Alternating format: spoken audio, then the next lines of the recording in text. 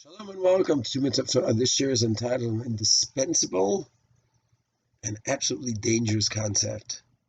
The Gemara in Horaat Pesachim, Daf Yomi, talks about Horaat Shaah, a specific case that happened as Horaat Shaah. Horaat Shaah means this is not the typical case, it's not the typical halacha, it's not the way that one should act, but there are certain crucial situations where we may have to do a one-time thing. Famous Horaat Shaah by Eliyahu Har Carmel, where he told everyone to bring korbanot in Carmel, where there was a Mikdash. They all lived during the time of the first Mikdash. You're not allowed to bring korbanot elsewhere. It was Horaat Shaah in order to go ahead and uproot the false prophets and the avodah zarah that was going on, to prove clearly to the Jewish people that God is with Eliyahu and not with the idolaters and Achav and Izevel.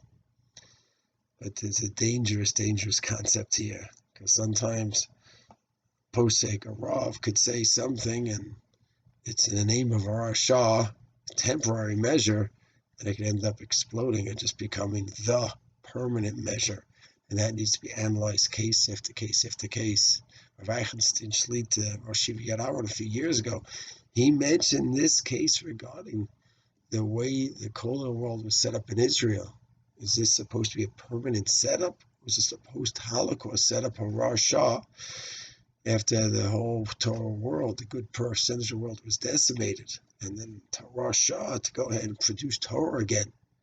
He said, is that Horaat Shaah supposed to keep going on and on? Was that a temporary measure? He raised that question about 5 years ago. It's a huge topic, how to even implement the first time around Horaat Shaah, who, what, when, and if it is done, for how long. It's a topic that needs to be explored in a very serious manner. Shalom.